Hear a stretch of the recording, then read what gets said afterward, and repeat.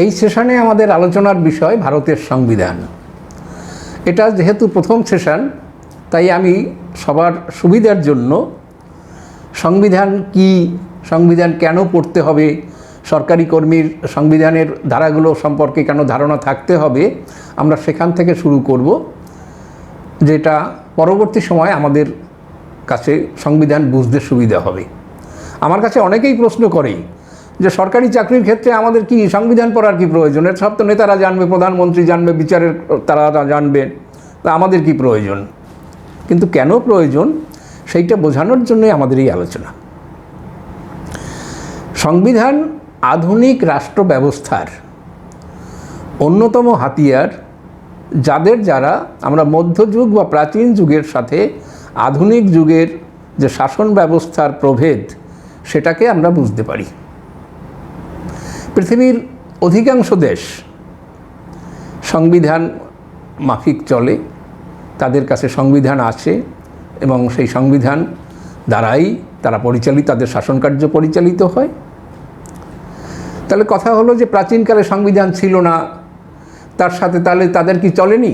হাজার হাজার বছর তো সেভাবেও শাসনকার্য চলে এসেছে। তাহলে এখন আমাদের কেন প্রয়োজন হলো এটা? সেই সূত্রে আমরা শুধু একটু ইঙ্গিত দিয়ে রাখি, সেটা হলো যে প্রাচীনকালের সাথে এই যুগের যে পার্থক্য, তা হলো প্রাচীনকালে রাজার কাছে খুব একটা দাবি করার কিছু ছিল না, বরং যিনি শাসক, রাজা, নবাব, সম্রাট যাই বলি না কেন, তিনি প্রজার কাছ থেকে ক্রমাগত কিছু না কিছু দাবি করে যেতেন। বিভিন্ন উপলক্ষে তার পারিবারিক কোনো অনুষ্ঠানের জন্য তারা রাজস্ব আদায় করতেন প্রজার কাছ থেকে। কিন্তু বর্তমান যুগে পরিস্থিতি সম্পূর্ণ উল্টো হয়ে গেছে। এখন প্রজারা শাসকদের কাছ থেকে কতটা আদায় করতে পারবে তাই নিয়েই এই সময়ের ভাবনা।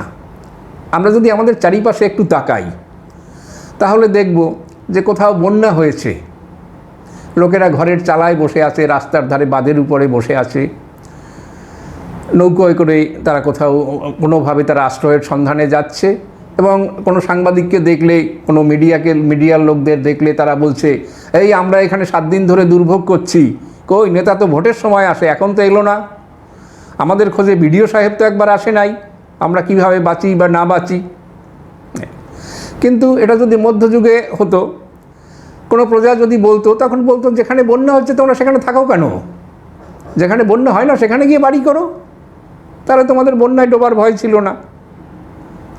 এক কথায় খারিজ করে দেওয়া হতো এখনকার দাবি। এখন ইলেকশন আসছে, আমরা দেখব যে বিভিন্ন দলের মধ্যে একটা প্রতিযোগিতা, আমরা এতটা মকুব করে দেব, আমরা এটা ফ্রি করে দেব, আমরা এই এত কিলো চাল দেব, আমরা এত কিলো গম দেব, এটা করতে হবে না, বৃদ্ধ ভাতা দেব, বাড়িয়ে দেব, সবার ব্যাংক অ্যাকাউন্টে 7,000 করে টাকা ঢুকিয়ে দেব। তার মানে হলো কি, যে এই যে জনগণেরকে দেয়া, মানে জনগণের পাওয়ার অধিকার, প্রাচীনকালের সাথে এই প্রাপ্তির অধিকার এবং আগে দেয়ার যে ঘটনা, এই দুয়ের মধ্যে যে পার্থক্য, সেটাই হলো প্রাচীন শাসন ব্যবস্থার সাথে আধুনিক শাসন ব্যবস্থার মূল তফাৎ। এখানে জনগণ এখন তাদের অধিকার সম্পর্কে সচেতন। সংবিধান হচ্ছে সেই ব্যবস্থা যার মাধ্যমে সেই অধিকার জনগণ পেতে পারে। আধুনিক সংবিধানে এই যে পাওয়ার যে দাবি বা অধিকার, এটাকে নাগরিক অধিকার বলা হয়েছে। অর্থাৎ এখন শাসন বলতে শুধু দণ্ড নয়, শাসন বলতে প্রজাপালন, প্রজার ভালো ব্যবস্থা দেওয়া, এইটা যে সংবিধান দিতে পারছে সেটা অপেক্ষাকৃত জনগণের হিতকারী। এই থেকে একটা ধারণা হয়েছে জনকল্যাণকর ব্যবস্থা, রাষ্ট্র বা ওয়েলফেয়ার স্টেট। ইংরেজিতে বলা হয় ওয়েলফেয়ার স্টেট, মানে হলো যেটা জনগণের জন্য অপেক্ষাকৃত সুযোগ সুবিধা, জনগণের সুবিধা দেবে, জনগণের উন্নতি করবে। কারণ আধুনিক ব্যবস্থায় ভাবা হয়েছে যে প্রজার যদি কল্যাণ না হয়, প্রজার যদি উন্নতি না হয়, প্রজা যদি ভালো না থাকে, তাহলে সেই জাতি সার্বিকভাবে কখনো ভালো হতে পারে না। সেই জন্য সমস্ত সংবিধানেই প্রায় এই জনগণের দাবি, জনগণের অধিকার একে সুনিশ্চিত করেছে। শুধু এইটুকু বললে কিন্তু সংবিধান সম্পর্কে ধারণা হবে না। সংবিধান হচ্ছে একটা দেশের প্রকৃতপক্ষে তাদের মৌলিক আইন, সমস্ত যে আইনগুলো তৈরি হচ্ছে সংবিধানকে কেন্দ্র করে এবং সংবিধান অনুসারী, এর মধ্যে সেই দেশের শাসন ব্যবস্থা কেমন হবে, সে দেশের বিচার ব্যবস্থা কেমন হবে, সে দেশের জনগণ কী সুযোগ সুবিধা পাবে, জনগণের কী জনগণকে কী দায় দায়িত্ব পালন করতে হবে রাষ্ট্র ব্যবস্থার উপরে, এ সার্বিক বিষয় নিয়েই সেখানে স্কেচ বা মূল লাইন গাইডলাইন দেওয়া থাকে। কখনো কখনো প্রয়োজনের উপরে তাকে কেন্দ্র করে নতুন আইন তৈরি করা হয় এবং সেটা করে পার্লামেন্ট। অর্থাৎ আমরা বলতে চাইলাম যে সংবিধান আমাদের কেন পড়তে হবে। আমাদের দেশের শাসন ব্যবস্থায় তিনটা ভাবে সংবিধান আমাদের এই টোটাল প্রক্রিয়াকে ভাগ করেছে। একটা হচ্ছে আইন বিভাগ। আইন বিভাগ হচ্ছে অর্থাৎ পার্লামেন্ট, আমরা জনগণের যা ভোট দিয়ে যাদেরকে নির্বাচিত করি পার্লামেন্টের জন্য বা রাজ্যের ক্ষেত্রে বিধানসভার জন্য, তারা বিভিন্ন রকমের আইন তৈরি করেন বিধানসভায় এবং পার্লামেন্টে বসে, অ্যাজ দ্য কেস মেবি। যেখানে যারা লোকসভার তারা পার্লামেন্টে বসে আইন তৈরি করেন, লোকসভা এবং রাজ্যসভার সদস্যরা, বিধানসভার সদস্যরা তারা আইন তৈরি করেন আমাদের বিধানসভায়। শুধু আইন তৈরির সাথে অন্য অন্য কাজ আছে, সেটা আমরা পরে আলোচনা করব আমাদের যখন সেই বিষয়ে যাব।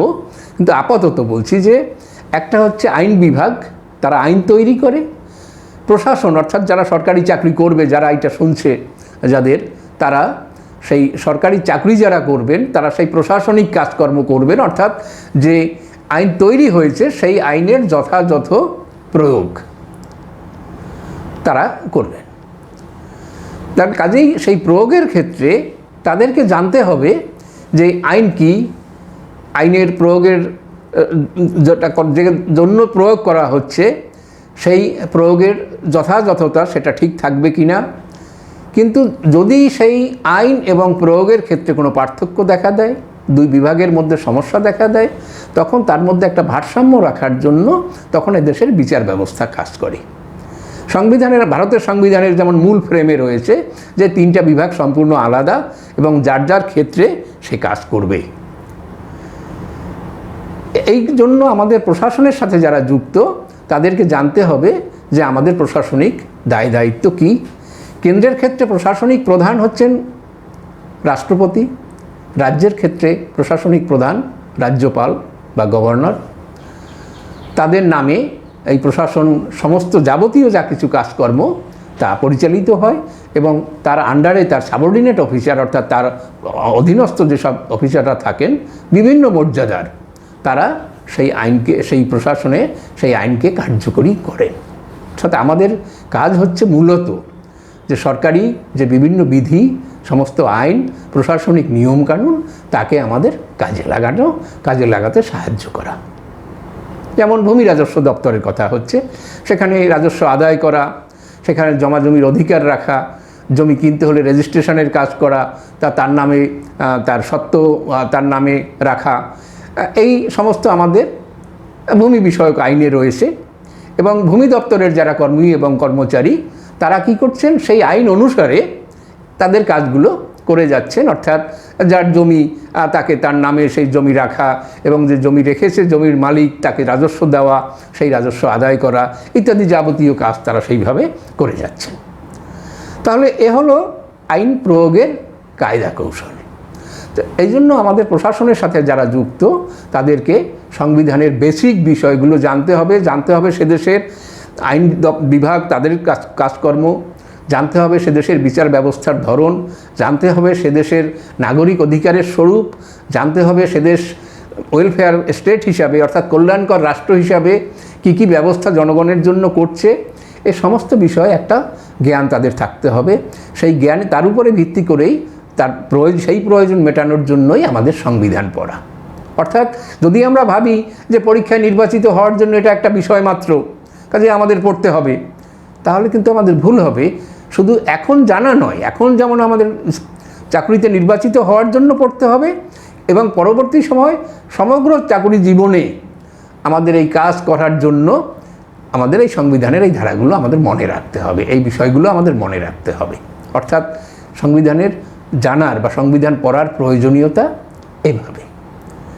এবারে আরেকটু যাই আমরা, যে আমরা কিভাবে পড়ব সংবিধান, আমাদের কতটা পড়তে হবে, কত গভীরে যাব, কোন জায়গায় যাব, সেই পর্বটা কিন্তু আমাদের প্রাথমিকভাবে প্রথমত আমরা পরীক্ষায় পাশ করার জন্য।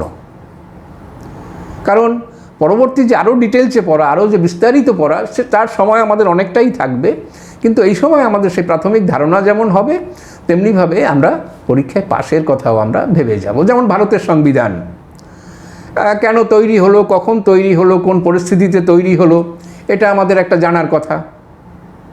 ঐতিহাসিকভাবে যদি আমরা দেখি তাহলে দেখব যে এই ভারতের সংবিধান তৈরি করার ক্ষেত্রে একজনের নাম উঠেছিল, তিনি কিন্তু কংগ্রেস দলের লোক নন, তিনি কমিউনিস্ট পার্টির নেতা এম.এন. রায়, কমিউনিস্ট পার্টির ভেটেরান লিডার, যিনি 1934 সালে বলেছিলেন যে ব্রিটিশরা যেভাবে এই দেশটাকে শাসন করছে তাদের দেশের আইনের দ্বারা, তা দিয়ে আমাদের দেশ সুশাসিত হচ্ছে না, আমাদের নিজস্ব সংবিধান থাকা দরকার। ব্রিটিশরা কী করেছিল, তাদের দেশে দীর্ঘদিন ধরে কনস্টিটিউশন ছিল, কনস্টিটিউশন সংবিধান অনুসারে তাদের দেশ পরিচালিত হচ্ছিল।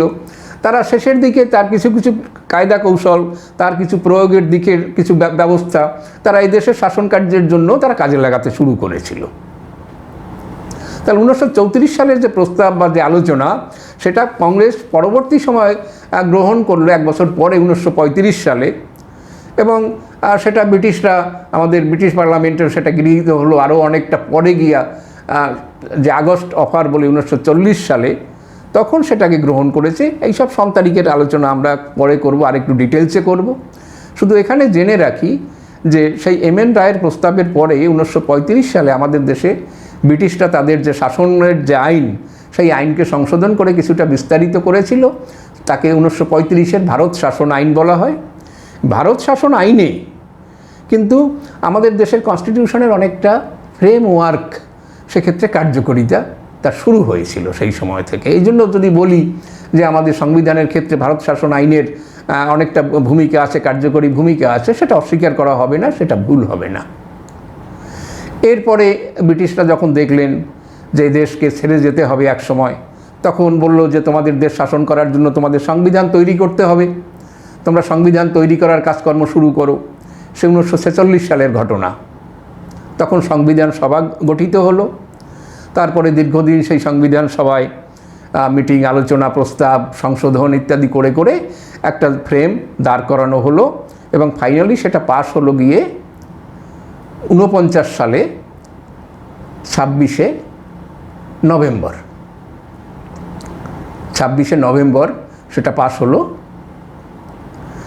তখন আমরা আরও 1 বছর, আরও কিছুদিন সময় দিয়ে পরবর্তী বছরে জানুয়ারি মাসে 26শে জানুয়ারি সেই প্রস্তাব, সেটার কারণে আমার সেই সংবিধান কার্যকরী হলো। অর্থাৎ একটা দীর্ঘ প্রক্রিয়ার মাধ্যমে আমাদের এই সংবিধান রচিত হয়েছে এবং সংবিধান তার কার্যকরিতা হয়েছে। এখন পড়ার ক্ষেত্রে আমি যেটা বলেছিলাম যে আমাদের কতটা গভীরে গিয়ে পড়তে হবে, আমি সেই জায়গাটা একটু আসি।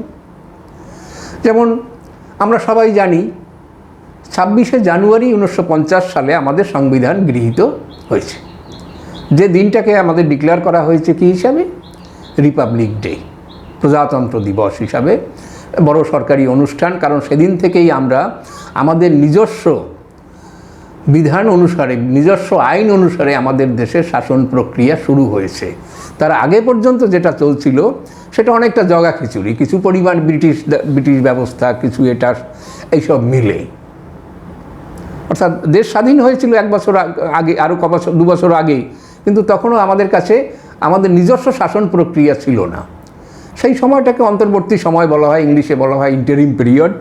সেই সময় এরকমভাবেই যায় যে সংবিধান সম্পূর্ণ তৈরি হয়ে যাবে, তারপরে আমাদের দেশের ক্ষমতা হস্তান্তর করবে, এই প্রক্রিয়া তখন সম্ভব ছিল না বা উচিত ছিল না। তো যাই হোক, এখন এখানে যদি একটা প্রশ্ন হয় যে ভারতের সংবিধান কবে চালু হয়েছিল, কবে থেকে কার্যকর হয়েছিল, তখন আমরা সবাই এক কথায় কি উত্তর দেব, যে 26শে জানুয়ারি 1950। একেবারে নির্ভুল উত্তর হবে। কিন্তু যদি প্রশ্ন করা হয় যে ভারতের সংবিধান 26শে জানুয়ারি 1950 সালে চালু হয়েছিল বা কার্যকরী হয়েছিল, এই হলো একটা স্টেটমেন্ট। এরপরে আমাদের অপশানগুলো হলো কি, যে উপরের স্টেটমেন্টটা সম্পূর্ণ সত্য, 2 আংশিক সত্য, 3 সম্পূর্ণ মিথ্যা, 4 যে এর কোনোটাই উত্তর নয়। অর্থাৎ এরকম যদি 4টে অপশন হয়, অর্থাৎ সম্পূর্ণ সত্য, আংশিক সত্য, মিথ্যা, কোনোটাই নয়, তাহলে আমাদের উত্তরটি কী হবে? এখানে একটু ধাঁধা মনে হতে পারে যে কি উত্তর হবে, কিন্তু যদি আমরা সংবিধানের সাথে মূল টেক্সট বই মিলিয়ে পড়ি, সংবিধানের সাথে তার আলোচনা যদি একটু পড়ি, তখন আমরা দেখতে পাবো যে খুব মজার, এখানে যেদিনেই সংবিধান পাশ হয়েছিল সংবিধান সভায়, আমাদের প্রিয়াম্বলের শেষের দিকে লেখা আছে যে এই আমরা সংবিধান গ্রহণ করলাম 26শে নভেম্বর 1949 সালে। সে সময় সেই দিন থেকেই সংবিধানের 3টা অংশ কিন্তু কার্যকরী হয়েছিল। পার্লামেন্টের কিছু ব্যবস্থা, নির্বাচন প্রক্রিয়া এবং সিটিজেনশিপ। অর্থাৎ এই 3টা অংশ কিন্তু সংবিধান পাশ হওয়ার সাথে সাথেই চালু হয়েছিল, আর বাকি অংশ যেটা, সেটা চালু হয়েছিল পরবর্তী বছর জানুয়ারি মাসের 26শে জানুয়ারি। তাহলে প্রশ্নটা কি দাঁড়াচ্ছে, যে স্টেটমেন্ট যে ভারতের সংবিধান 26শে জানুয়ারি 1950 সালে চালু হয়েছে, তাহলে এটা সম্পূর্ণ সত্য নয়, এটা আংশিক সত্য, মিথ্যাও নয়। তাহলে আমাদের অপশান ঘুরে যাবে আংশিক সত্য। অর্থাৎ এইটুকু যদি আমরা না পড়ি, বাড়িতে এসে বলবো উত্তরটা ঠিক করে দিলাম, দেখো একবার বই দেখিয়ে দেখানো হলো, যেই দেখো বইতে এইটা লেখা আছে, অথচ আমি ওখানে নম্বর পেলাম না। অর্থাৎ আমাদের পড়ার ক্ষেত্রে শুধুমাত্র বেসিক ইনফরমেশানের সাথে একটু ডিটেলড ইনফরমেশানগুলো পড়তে হবে, এবং এই পড়ার জন্য আমাদের এই আলোচনাগুলোকে শুনতে হবে রেগুলার। সম্ভব হলে আমাদের যে আলোচনার ক্লাস হয়, সেই ক্লাসগুলোতে অ্যাটেন্ড করা যেতে পারে। সেখানে এরকম জটিল ট্রিকি প্রশ্ন আমরা রেগুলার আলোচনা করে থাকি। তো এইটা বলে আজকে আমাদের এই প্রসঙ্গ শেষ করি। পরের ভিডিওতে আমরা আলোচনা করব, পরের সেশনে আমরা আলোচনা করব যে সংবিধান তৈরি হওয়া, পাশ হওয়ার যে প্রক্রিয়া, সেটা নিয়ে। ধন্যবাদ।